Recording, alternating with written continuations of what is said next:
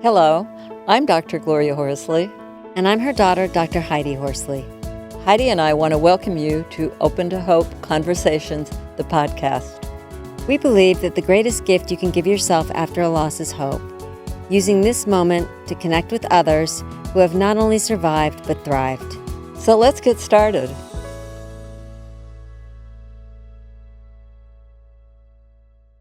Welcome to the Open to Hope show. I'm your host, Dr. Gloria Horsley, with my daughter and co-host, Dr. Heidi Horsley. Well, Heidi, we're going to have a really interesting guest today because she's been in the field of grief, loss, and recovery for about as many years as we have. So she is going to give us some good thoughts, some great advice, and we're going to talk about how you can transform your life after a loss. Heidi, would you like to introduce our guest? Yes, Mom, and I've got to say, I love this title, Transforming Life After Loss. And how do we do that, like you said? We are going to be talking today with Dr. Katie Eastman. She is a licensed psychotherapist, master grief coach, certified life coach, author, and compassionate change consultant. She co-hosts the Real Life podcast and is actively involved in global initiatives promoting grief literacy. She was mentored by the renowned Dr. Elizabeth Kubler-Ross and is a co-founder and advisory board member of the Elizabeth Kubler-Ross Foundation. And my mom and I love being on that advisory board with you as well. So welcome to our show, Katie. Thank you so much. It's a pleasure to be here. It's great to have you on the show. Well, I think we ought to get right to it because you have been in this field for so many years and, as I said, worked with Dr. Kubler-Ross. What are your thoughts about loss and recovery? And, I'm just going to let you go for it. I met Elizabeth when I was literally 24 years old. So my whole life has been built, my whole professional life has been built on her theories of transforming loss into something positive. It's an opportunity for growth. So the first thing I would say about that is conscious grieving is making a choice of what story you want to create from your loss. Who was that person to you? Who is that person to you? I truly believe that we never ever get over loss, we transform it. So we change ourselves and we change our lives based on consciously choosing how we want to grieve. I've kind of seen that if people have had a traumatic loss or a loss early, when the next loss comes, they kind of know the trip if they've done some work. Right. And well, Kubler-Ross used to call those our unfinished business, which we all have. Loss begets loss. And I call it layers of loss. That when we have a new loss, we revisit the old one. So again, it gives us opportunities to decide, what did I learn from the last time that helped me grieve through? What were my tools? What was my toolkit? Did I use quiet time? Did I go out in nature? Did I talk to people? Was I quiet? Was I in a group? How did it work? What did I learn? So when you have a toolkit, you start building that toolkit for life. Because as we all know, grief revisits. Grief doesn't end, it revisits in a different way. So throughout your life, you love someone forever and you miss them forever. Or if you have unfinished business with them that you never resolved, then you have opportunity forever to take that grief, that issue, and let it go. Consciously let it go.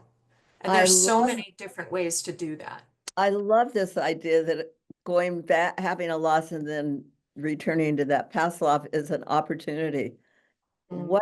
What a great idea and thought. I mean, what worked for you in the past? Well, for me, my greatest losses were my parents, of course. And what has helped me is I wrote my book, Uplifting, and I talked about what they had taught me about becoming better. And one of the things they were all about was service to others. So every time I do something to lift someone else up, I honor them. and their life continues in me forever because I chose to write that story. That's how I want to remember them. And so as I wrote the book, I was honoring them throughout the entire book with what I was saying. Your book is called Uplifting. Yes. I love that name. Yes. Yes. I'll show it to you. It is my daughter on the cover. Wonderful. Uh, And there's a story. The story behind the cover is she was during COVID, she's a dancer, and she and her friends were not allowed to go dancing. So what they did is they decided they needed to lift each other up. They needed to do something to lift their spirits. So they went out on a cliff at sunset and they danced. I love it. and uplift. Lovely. Yes. So what if I'm revisiting that past loss and it's negative? Right. Same What? thing. That's the opportunity to let it go. The opportunity is to grieve it. Elizabeth had this wonderful exercise. I use it all the time with people because I am a master grief coach. So I work with people with their losses all day long. This is a 3-letter process. You write a letter to the person, you say whatever you want to say. The second letter, you say what you think they would say back. And the third letter, what you wish they would say back. That is a reconciliation letter. It's a Oh, way of letting go of what was unfinished in your heart. And I call it my recreate process because all through our lives, we have different losses that bring up our unfinished business and we have opportunities to let them go. now, would you suggest share that with somebody or be with somebody when I do it, or can I do it on my own? I've done it both. I've done it with clients in my office. I've done it, they go home and do it at their own leisure. I've done it where they say to me when I meet with them, I'm not ready to do it. And I'm like, fine, whenever you are, you've got it. And then, they might come back to me years later and say, I wrote that letter and wow, it really saved my life. It really changed my life. Oh, I love that. You can just write it and put it away right now. Right, Maybe you right, just the first one or, right. the Be- second.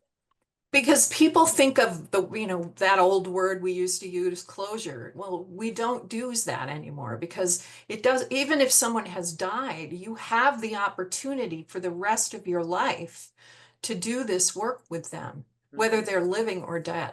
You can forgive them, you can forgive yourself, you can let go of old things. And one of the hardest parts of grief is not what we have and lose, but what we never have. And so this is an opportunity that people have to identify what they never had with the person, their unfinished business, and let it go. I love that. Consciously let it go. I love it Transform too. it into something better. I'm definitely going to use it with my clients. It's wonderful. It is. I've And been using it for 30 years. we always Yeah. say the old adage of closure is for bank accounts, not love accounts. Yeah. Perfect. Yes. Yeah. So Yeah. what are some other techniques that you would recommend if I have some unfinished business? Well, I paint rocks with people. And because my office is near a beach. So we paint rocks with something that they want to let go of. Mm. And then we go down to the beach and we throw it in. Ah. And what's important is when they throw it in, they articulate really loud what they want to let go of. Mhm. And they do it as many times as they want to. With children, we do it with a basketball.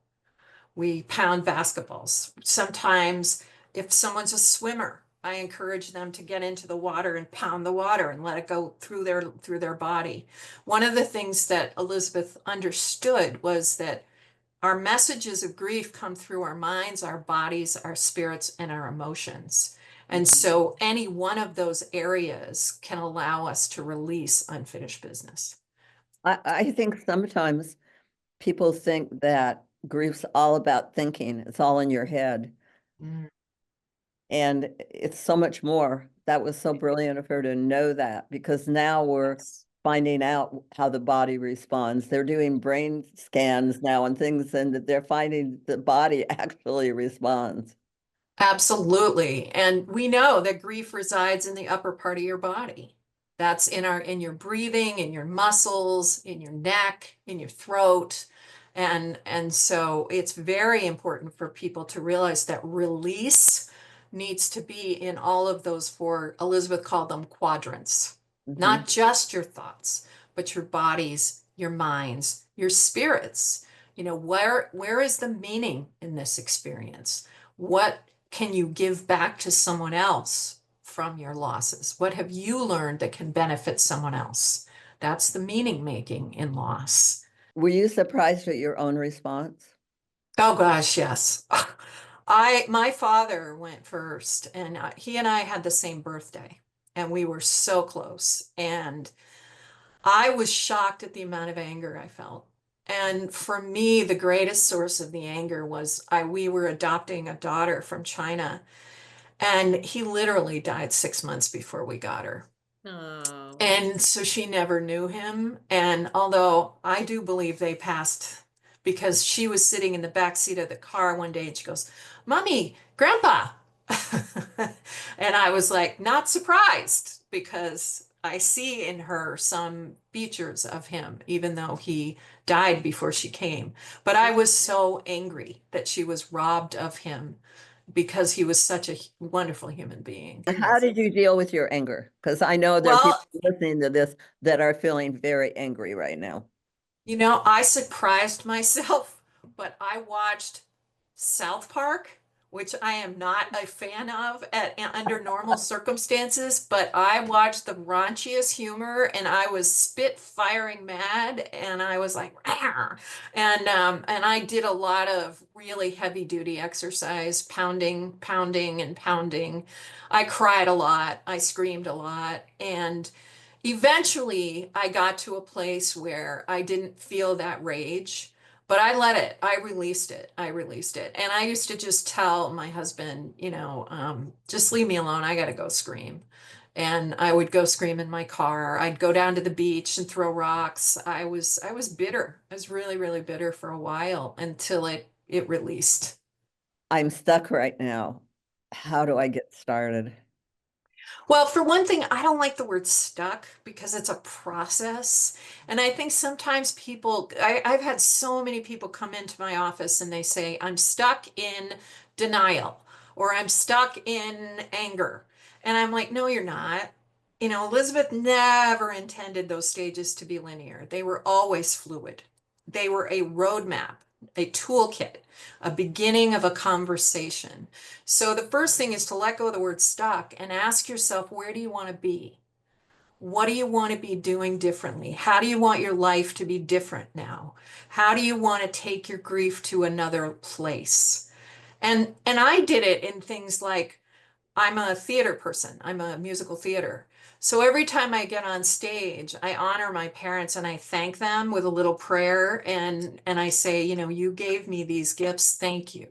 And so I have found that in grief, people move to a new place when they begin to honor the story of the person they lost by Mm. saying, okay, I'm going to take this part of it with me and I'm going to let go of that part, but I'm going to focus on this is something I loved about Sally.